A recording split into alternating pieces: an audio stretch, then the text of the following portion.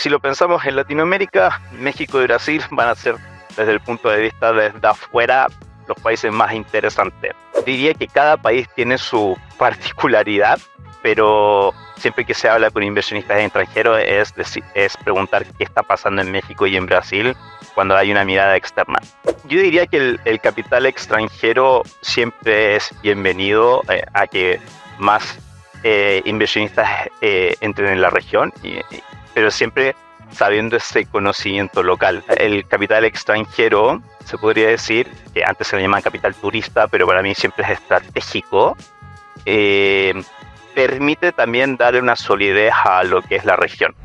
Bienvenidos a Invierte, Impulsa y Evoluciona, un podcast de WordTap Capital en el que hablaremos de lo más relevante del capital privado en México. Bienvenidos a Invierte, Impulsa y Evoluciona, un espacio donde hablamos de capital privado y cómo impacta en el ecosistema empresarial. Gracias por acompañarnos. Yo soy Christopher Argudín, editor de podcast en WordTap Capital, y en este episodio hablaremos sobre el crecimiento de la región latinoamericana en cuanto a oportunidades de inversión de capital privado en lo que va del año y lo que se espera en adelante. Para hablar de este tema, tenemos como invitado a Francisco Schuller. Él es asociado de Guaira Hispan.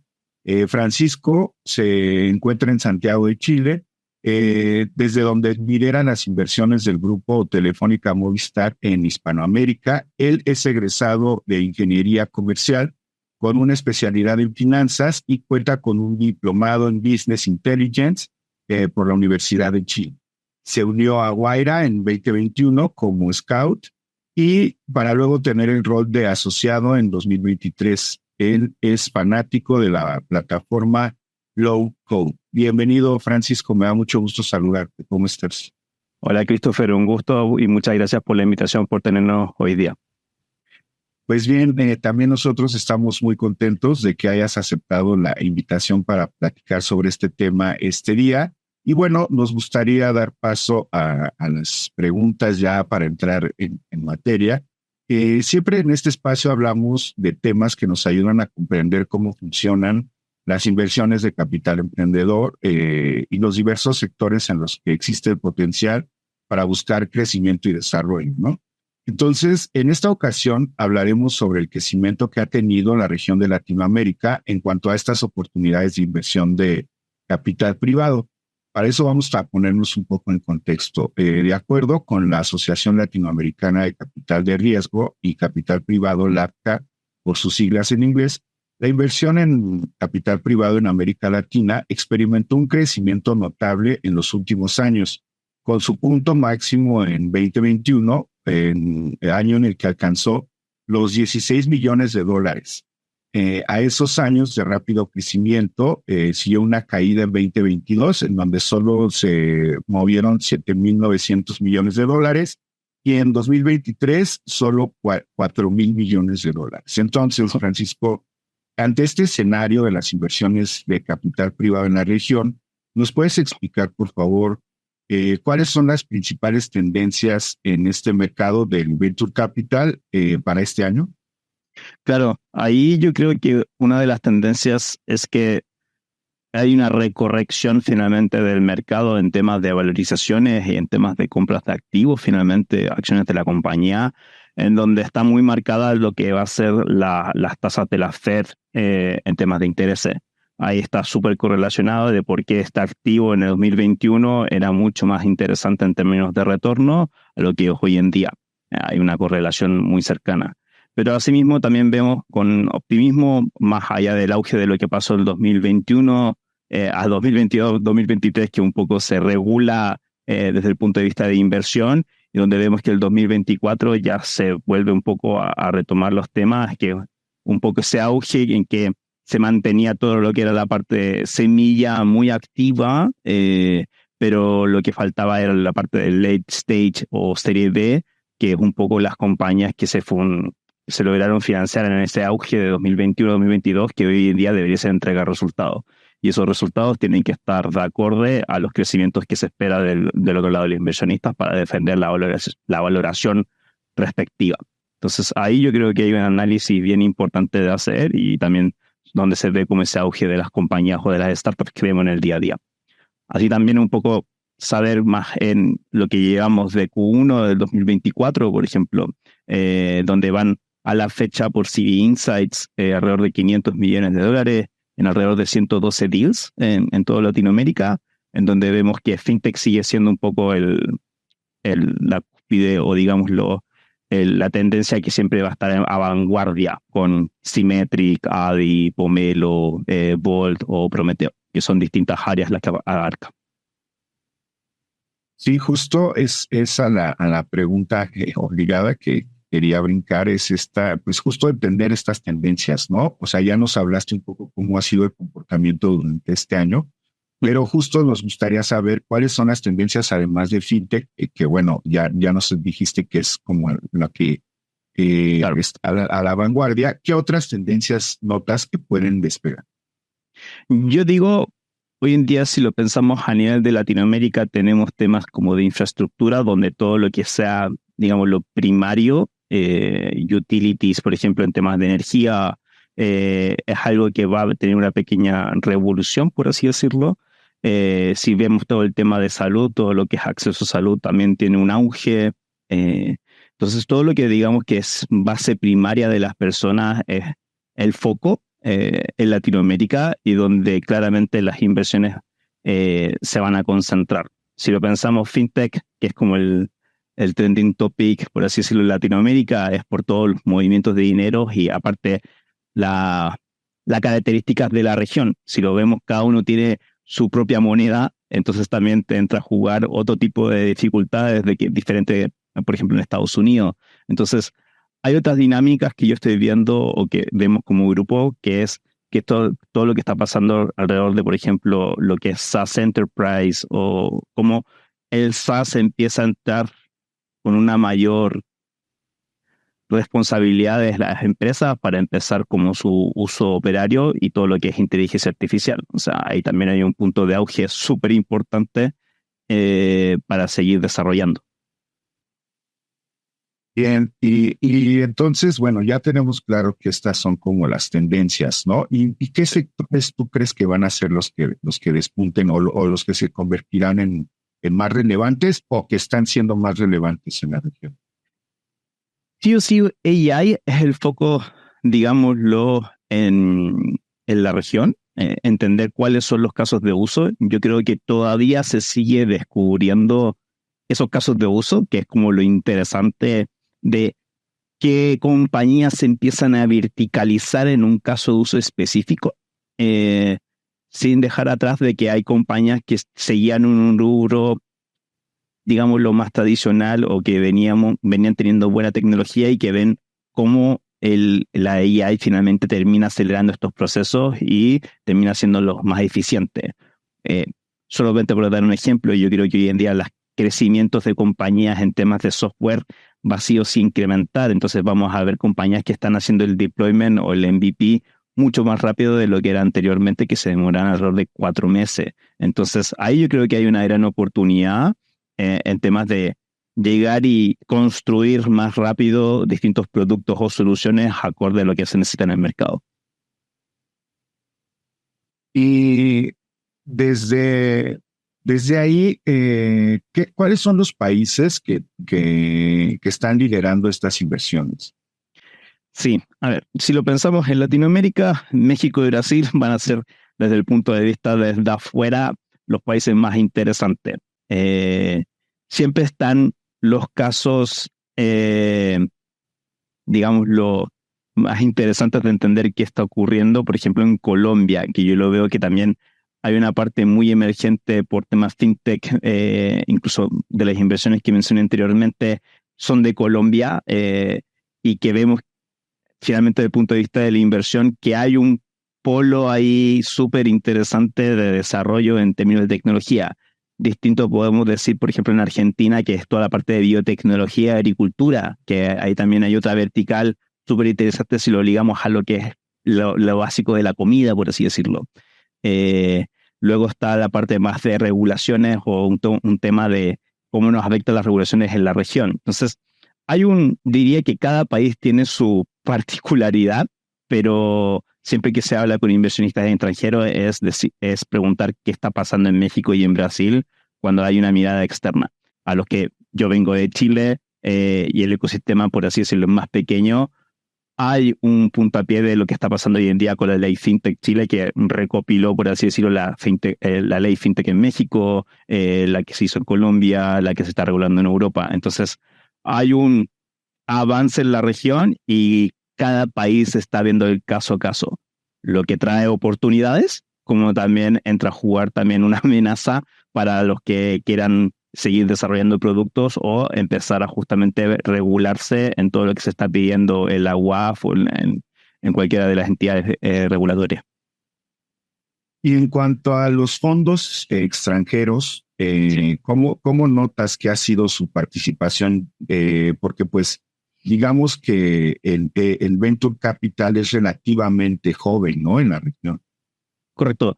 Hay que decir que yo diría que el capital extranjero siempre es bienvenido a que más inversionistas entren en la región, pero siempre sabiendo ese conocimiento local. O sea, las dificultades que puedan ver un inversionista americano o europeo a venir a Latinoamérica va a tener por así decirlo, dificultades para el crecimiento. En cada país, como dije bien, tiene su propia regulación y eso lo hace un poquito más complicado de entender qué se necesita. Pero de mi punto de vista, el capital extranjero, se podría decir, que antes se le llama capital turista, pero para mí siempre es estratégico, permite también darle una solidez a lo que es la región. O sea, si uno lo ve, los inversionistas de los fondos o los fondos que estaban hace 5 años eran muy enfocados en lo que era la etapa semilla o muy pocos en la serie A, pero estos capitales extranjeros llegaron a seguir impulsando esas compañías más en el late stage y enfrentando la dificultad de cómo conocer una región que todavía sigue siendo muy emergente, ¿ya? Entonces ahí yo creo que hay un espacio de trabajo de que cómo nosotros los fondos locales ayudamos a entender a esos fondos internacionales cómo se trabaja en la región. Entonces, es un trabajo de ecosistema y un trabajo en conjunto de todos los inversionistas. Y desde ahí, ¿cuáles son cuáles consideras que son los retos a los que se enfrentan en la actualidad o en el último año, digamos, en una perspectiva a mediano plazo? Claro, yo creo que dentro de la industria de Venture Capital, todos los inversionistas nos vimos como pequeña bajada al piso de entender cómo en verdad las valorizaciones nos están afectando y entregando cuáles son los resultados de los founders que están del otro lado ejecutando y nosotros esperando este retorno de la inversión. Ahí yo creo que hay un punto clave de entender la expectativa también de la región, en el sentido de que podamos saber de que la región en términos, por ejemplo, de SaaS, se demora en hacer el deployment del trabajo en conjunto, de que el lado del enterprise, por ejemplo, con nosotros con Telefónica, también tenemos demoras y los emprendedores lo dicen al momento de querer implementar. Y es distinto al SaaS, por así decirlo, de Europa o de Estados Unidos, donde las demoras son mucho menores y que es casi más self-onboarding, que es un poco las grandes diferencias que yo veo. Entonces hay que entender de que si un emprendedor está construyendo algo de esa índole, entender y darle a entender al inversionista extranjero de que esto tiene otras reglas de juego, por así decirlo. Asimismo que el auge de la región va a depender de corporativos, como también lo que siempre mencionan los inversionistas, es cómo una compañía chilena se va a comer el mercado de Latinoamérica. Y así empiezan a entender un poco cómo que se ve en la región. Y hay un poco los contactos estratégicos de cómo de repente estos fondos extranjeros ya invirtieron en una compañía y esos consejos que le pudieron dar a esa compañía, dárselos a esta empresa de Latinoamérica. Yo creo que esos son como las grandes sinergias que tiene que entender el inversionista como también el emprendedor. Saber si el inversionista que está entrando en mi cap table o dentro de mi compañía como accionista sabe ayudarme o guiarme en estos pasos que yo quiero dar dentro de la compañía con buenos consejos, siempre y cuando esté dentro de ese fit entre el emprendedor y el inversionista. Perfecto. Y Francisco, haciendo una comparación de la región con otras regiones del mundo, Uh-huh. ¿tú ¿tú qué podríamos destacar o a qué le tendríamos que poner atención? ¿Qué está sucediendo en la región latinoamericana? Yo digo que conversando también con inversionistas, hay que tener muy de cerca todo lo que digamos, si es Hispanoamérica, la hispana finalmente, lo que pasa en España siempre es un poco lo que se termina dando en Latinoamérica o los modelos de negocio. Ahí yo creo que hay una oportunidad de entender bien o dar ese como bridge de salto, donde todos lo sabemos que en Latinoamérica lamentablemente estamos atrasados un poco en tecnología, pero sí o sí ver España, que es un poco lo que nosotros vemos en nuestro día a día como Guaira, pero al mismo tiempo yo diría que una de las regiones emergentes que es súper interesante es todo lo que es la parte del sudeste asiático, lo que es Australia, todo lo que es como Singapur. Ahí hay toda una historia detrás que por suerte la conozco en detalle más por emprendedores, de cómo seguir avanzando y seguir haciendo como esta región emergente y llegando ellos principalmente al mercado asiático, pero nosotros expandiendo en Latinoamérica o llegando a Brasil.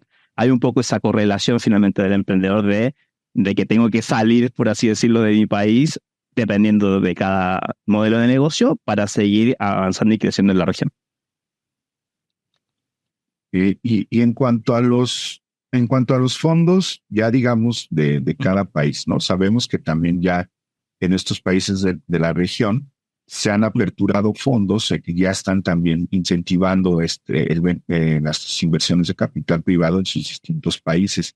¿Tú consideras que esto cómo lo podemos leer o cómo podemos entender esta participación? Sí, yo digo que, a ver, todos los fondos cumplimos un rol dentro de un ecosistema, ¿ya? En ese sentido, yo tengo el rol de un CVC, entonces yo veo la parte muy cercana al enterprise y veo el retorno estratégico como financiero, pero un VC tradicional va a ver el retorno financiero de la compañía, ¿ya? Luego están los otros mecanismos que también entran en acción, que es un poco lo que está viendo en este auge también, lo que es Venture Debt, por ejemplo, todo el levantamiento de deudas en compañías que estaban apalancadas por Venture Capital. Hay un espacio también súper interesante de trabajo donde vemos deals de deudas que son bastante interesantes y que hay otros stakeholders dentro del ecosistema que también vienen a ser muy relevantes. Entonces, aquí yo creo que hay un rol de particular en que cada uno tiene que saber un poco las reglas con qué está jugando cada fondo finalmente. Si yo soy de early stage, soy early stage. Si yo soy de late stage, soy late stage. Y poder saber cómo hacer las sinergias en conjunto respecto a las compañías que estamos analizando en nuestro día a día. Esa es como un poco la forma en que yo lo veo, de que todos cumplimos un pequeño pedacito dentro del ecosistema de emprendimiento y más de Venture Capital, que sigue siendo muy de nicho. No mucha gente conoce de repente lo que es Venture Capital, e incluso de repente me ha pasado a mí, cuando me toca un poco dar a conocer mi rol del día a día, y dice, pero Guaira compra la compañía. No es que compre la compañía, sino que compro un pequeño pedacito por un foco estratégico donde podamos hacer negocio en conjunto. Entonces, hay todavía mucho por trabajar y también por educar desde el punto de vista de todos nosotros también. Sí, claro. Y desde ese sentido, desde tu experiencia, ¿tú cuál crees que sea, digamos, nos podrías compartir una proyección del crecimiento o del desarrollo de las inversiones de capital privado, no sé, de aquí al siguiente Q o a lo que resta del año, ya si estás? Sí, yo creo que todavía estamos en un auge de correcciones dentro de las compañías. Yo creo que todo se va, digámoslo, a desprender luego de que estas compañías que se hayan financiado en el auge del 2021-2022 empiecen a necesitar capital, ¿ya? Ahí es donde yo creo que va a ocurrir esa como que lo vamos a ver probablemente en este último semestre, de entender qué compañías de esas que se financiaron en el 2021 lograron conseguir las métricas que estaban necesitando para seguir con la siguiente ronda de inversión. A ese yo creo que es algo que hay que estar midiendo y entender ya todo VC finalmente, o todos los que estamos en la industria como de capital privado, específicamente en VC, ese portafolio de 2021 que se financió, estar muy de cerca para saber qué compañías lograron hacer los KPIs correctos y lo que la promesa justamente al inversionista también, de crecer un por tres dentro de un plazo de tiempo con tantos márgenes y de tener tanto equipo, de llegar a tal producto y de haber acaparado tales mercados. Eso es un poco lo que se esperaría yo, al menos en lo que te queda del año finalmente. Eso por un lado, como viendo ese como batch de compañías de 2021 y ver qué corrección pudo haber también. Ahí yo creo que también hay un espacio interesante si van a ser rondas bridge, si se va a mantener la valorización de la ronda pasada, que es un poco lo que se ha tenido el sentimiento, un poco el análisis que hemos hecho en estos 2 años. Muy bien. Y en esta parte del podcast nos gusta como aterrizar en alguna recomendación o en cuestiones así ya como muy puntuales, por lo que me gustaría preguntarte, desde tu experiencia, ¿tú cómo consideras que se puede garantizar la sostenibilidad de las inversiones de capital privado en la región ya a largo plazo, digamos? Hay que pensar que el Venture Capital funciona con un plazo de salida, ¿ya? Y que el plazo de salida finalmente termina siendo el éxito de la compañía.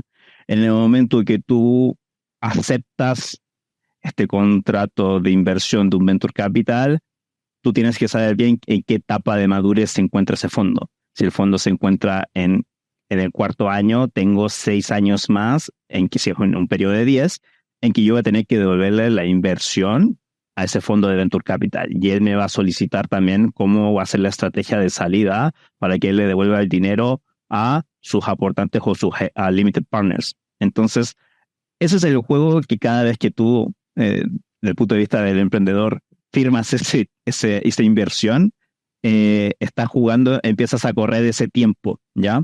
Y lo que mejor que le pueda pasar a la región es que, para que se mantengan en el largo plazo, que eso suceda, ¿ya?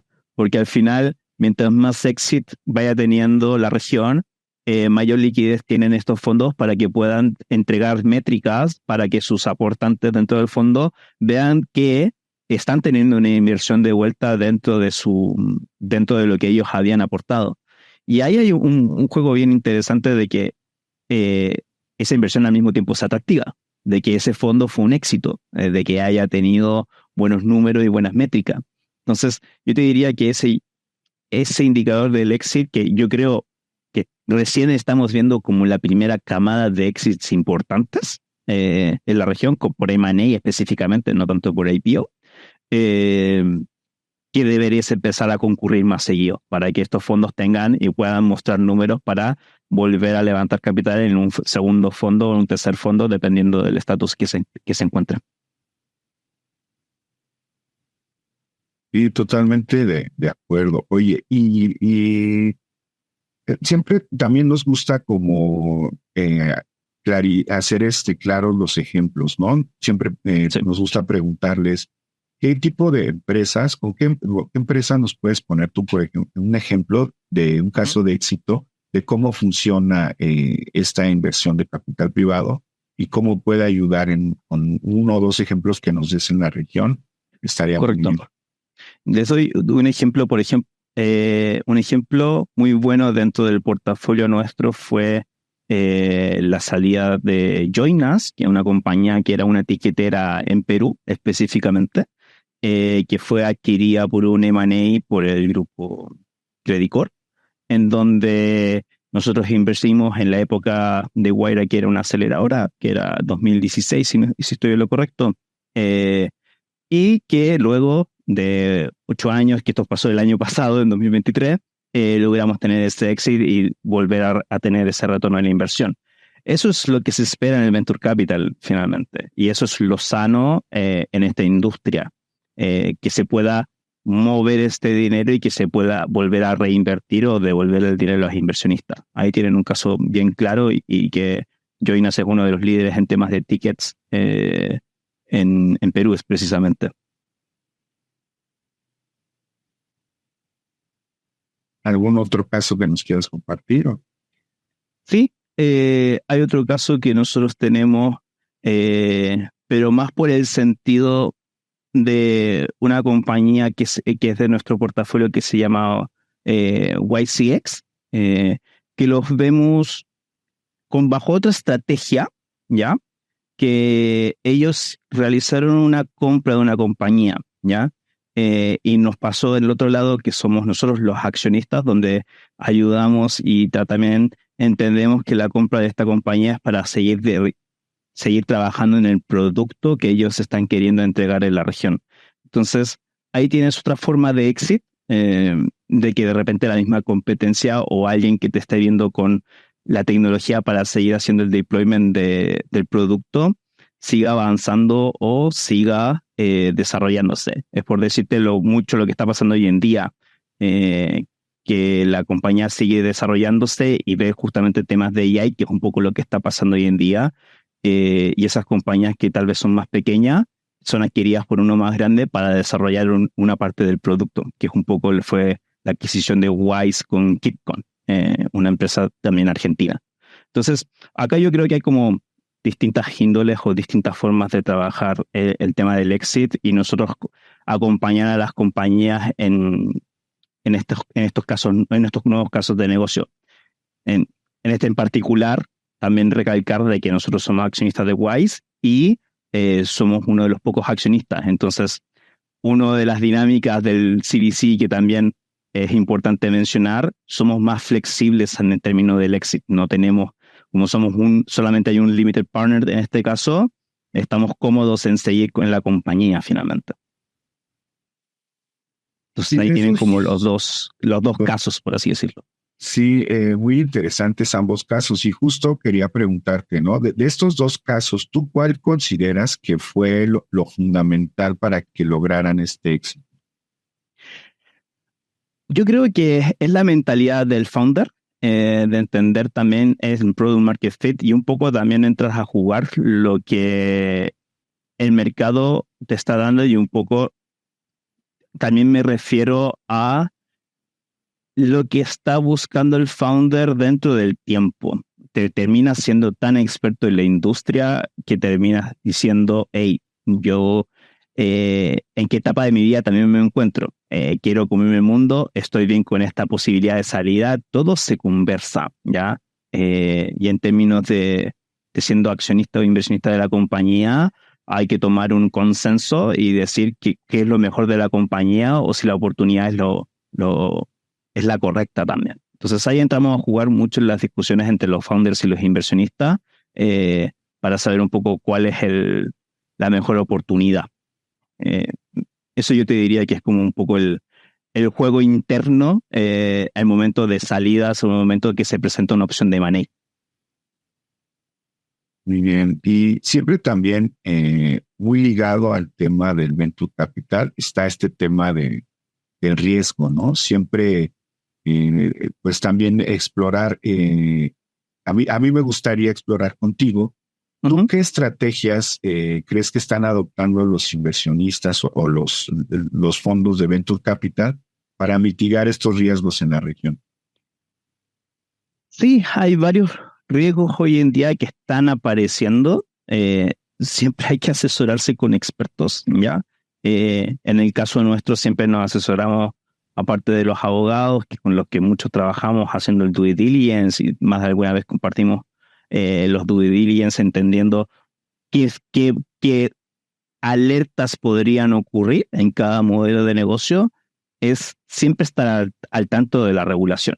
Yo creo que es el punto clave de cada inversión, de que cualquier cambio podría afectar cualquier modelo de negocio, y más si es una que te toca el portafolio. Por decir, ¿qué pasa con todo el tema de la regulación en inteligencia artificial desde Europa? ¿Cómo afecta, por ejemplo, a compañías que trabajan con empresas que tienen una subsidiariedad en Latinoamérica, pero la matriz se encuentra en Europa? Ahí tienes un riesgo de que probablemente se pueda caer el negocio porque están pidiendo esa regulación. Pero si no las tienes listas, podemos entrar en una discusión, en un problema, y te pueden dar de bajo un servicio. Entonces, siempre existen esos riesgos que es importante tenerlos estar al tanto finalmente de qué es lo nuevo que se estaba auditando o regulando. Eso por un punto. Y también yo diría que es dar más, trabajar un poco más en lo que son buenos negocios en términos de unit economics, márgenes de la compañía. Compañías que puedan dar ese golpe o más que golpe, poder cambiar en términos de gastos y poder llegar al EBITDA positivo si es que se está complicando un poco el tema de financiamiento, que fue un poco lo que pasó en los años pasados, que todos pensaban en 2021 que se iba a mantener, pero no se mantuvo y compañías que quemaban alrededor de $500,000 al mes o $300,000 al mes, ya no está ese capital para volver a buscar inversión. Entonces, nada, ahí hay también un poco la resiliencia del emprendedor de decir, oye, no puedo seguir quemando dinero o la caja que tengo y tengo que cambiarme a hacer EBITDA positivo y empezar a ser más autosustentable. Yo creo que ahí hay un punto bien interesante de empezar a analizar y un poco las compañías que venían de bootstrapping con esta estrategia también tienen mucho que decir ahí. Y en cuanto a la innovación tecnológica que mencionabas hace rato, que todavía existe en comparación con Europa principalmente o con Estados Unidos, un cierto, llamémoslo delay, ¿no? Entre las regiones. Uh-huh. ¿Tú cómo consideras que está este desarrollo tecnológico y cómo impacta en la región precisamente de Latinoamérica? Sí, aquí hay un punto importante a recalcar de que si uno ve el tipo de modelo de negocio y vemos como esta parte de influencia de innovación tecnológica, uno dice, ok, si esta compañía que quiere ser mundial, pero existe otra en Estados Unidos, ¿por qué la de Estados Unidos podría llegar a Latinoamérica? ¿Ya? Entonces, ahí empezaba a jugar de que hay grandes players que también lo pueden hacer y en cualquier minuto pueden decir, nos vamos a Latinoamérica, pero no lo podemos saber nosotros como inversionistas. Es un riesgo finalmente que tenemos. Pero al mismo tiempo digo, la parte de innovación tecnológica es el corazón, por así decirlo, de cada startup, de por qué creer en ese modelo de negocio y en el dolor específico, que finalmente termina trayendo a nosotros como inversionistas de que sí está resolviendo un problema que tiene un tamaño de mercado relativamente grande y que va a buscar esa solución y que va a ser la que va a impulsar. Finalmente el inversionista detrás busca que ese modelo de negocio y esa oportunidad sea la que entregamos y la que justamente creemos en conjunto de que se necesita en la región. Pueden haber pivots, yo creo que no, el pivot es parte de ser de emprender y que se necesita en momentos críticos si es que el modelo de negocio no está avanzando como se estaba esperando o los crecimientos están empezando a estancar. Entonces ahí yo creo que hay un tema de estrategias y siempre estar mirando afuera. O sea, yo creo que ahí está la gran oportunidad de entender si es que en otro país se solucionó de alguna otra manera. Y en esa búsqueda o comparación, digámoslo, cómo lo resolvieron. Ahí yo creo que está un secret sauce de cualquier emprendedor de decir, no quiero hacer el copycat, pero acá hay algo que se puede hacer y que también lo veo. Por ejemplo, el mundo PropTech es totalmente distinto de Estados Unidos con Latinoamérica, por ejemplo. Después los temas legales, el tema de los abogados. Hay cosas que se te empiezan a disrumpir y nada, incluso hasta las telecomunicaciones. Oye, antes aparecía solamente dado que Telefónica cumple 100 años, aparecen los MVNOs, los Mobile Network Operators, que no necesitan una infraestructura de red, sino que se apalancan de nuestra infraestructura de red. Entonces empiezan estos nuevos modelos de negocio a cambiar el día a día y decir, oye, lo que estoy haciendo ahora va a ser de la misma manera en 5 años, no lo podría saber. Y ahí yo creo que está el rol del emprendedor visionario de seguir avanzando en esa temática de cómo hacer las cosas distintas finalmente. Muy bien, Francisco. Pues ya estamos llegando al final de la charla. La verdad es que ha sido muy interesante. Y antes de terminar, quisiera preguntarte así a modo de cierre, si nos pudieras hablar, por favor, del panorama o escenario que tiene el ecosistema empresarial en la región y cómo el Venture Capital lo puede impulsar.